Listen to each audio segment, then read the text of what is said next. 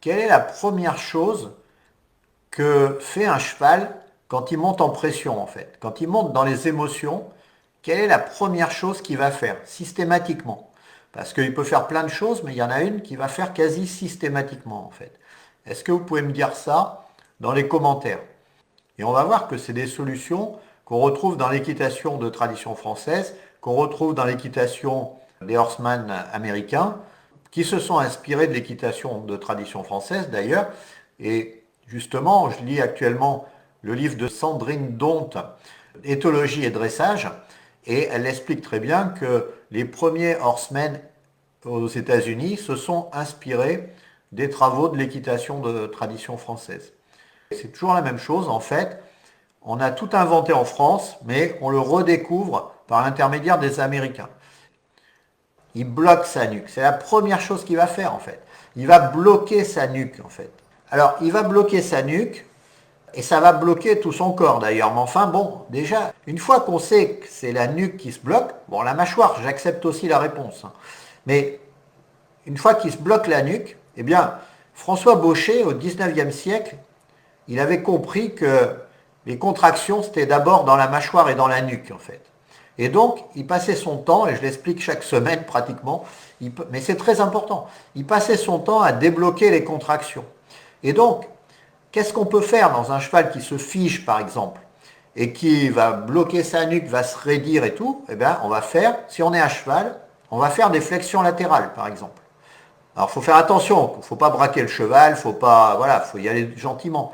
Mais si vous arrivez à faire des flexions latérales sur un cheval qui monte en pression, ça va immédiatement le faire redescendre en pression et le faire se détendre.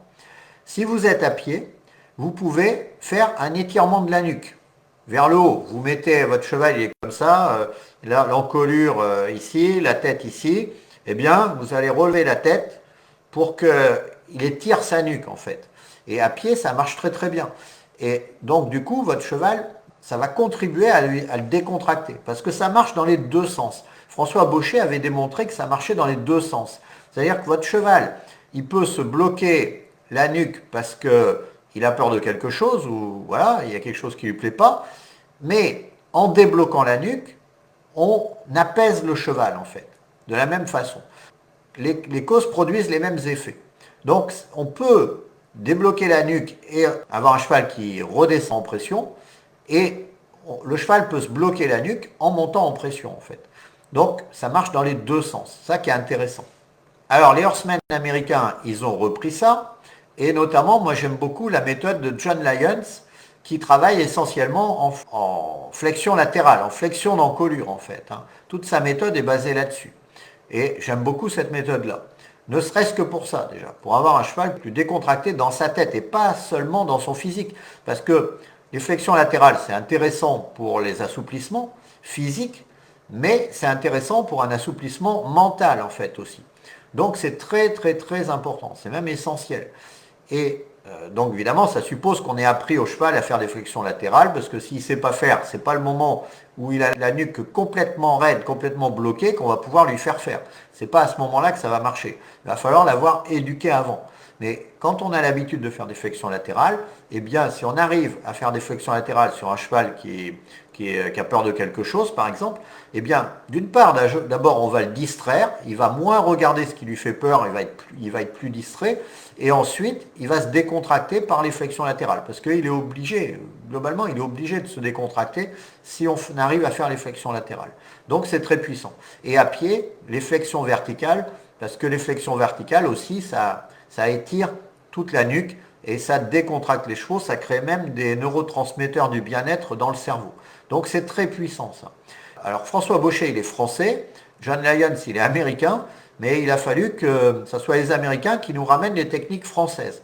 Et c'est souvent comme ça. On a en France des bonnes techniques et on les ignore totalement. Et c'est pareil pour Émile Coué, pour les humains, qui est très dénigré en France, alors qu'il a une méthode exceptionnelle qui a été reprise en hypnose par les Américains et qui nous est revenu par l'intermédiaire de Milton Erickson en France. Mais on ne pouvait pas nous-mêmes aller à la source et prendre directement les enseignements de nos concitoyens français. Il a fallu que ça passe par les États-Unis pour nous revenir. C'est à chaque fois pareil en fait. Hein. On ne se rend compte que c'est important que quand ça nous revient de l'extérieur. C'est bien dommage. Voilà, donc ça, il faut avoir ce réflexe-là. Quand le cheval se fige, essayez de lui décontracter la nuque, que vous soyez à pied ou que vous soyez en selle. Et si vous y arrivez, vous allez faire redescendre la pression du cheval. Donc c'est pas aussi puissant que la libération émotionnelle, mais c'est quand même, quand on est sur le cheval, de toute façon on ne peut pas faire de libération émotionnelle, c'est très compliqué. Donc enfin on peut, mais il ne faut pas que ça devienne dangereux. Donc du coup, la solution des flexions latérales est intéressante. À partir du moment où le cheval ne fait pas demi-tour et ne rentre pas à l'écurie, il faut doser aussi. Ou qui voilà, qui soit pas en résistance totale, qui se mettent pas debout, qui se battent pas. Voilà, on peut pas faire ça comme ça de but en blanc en disant allez, bon, on fait une flexion latérale. Non, c'est pas un arrêt d'urgence une flexion latérale. Attention, c'est pas la même chose. L'arrêt d'urgence c'est au secours sauf qui peut. La flexion latérale, ça se fait gentiment. Le cheval doit se décontracter. Donc c'est pas du tout la même chose. Vous avez là un des moyens pour gérer un cheval qui monte en pression et un des moyens les plus puissants en fait. Hein. Voilà. I don't ever slow up, no I don't take shit, I got no love for the fakeness, if you wanna play tough and wanna hate this, I'll always show up.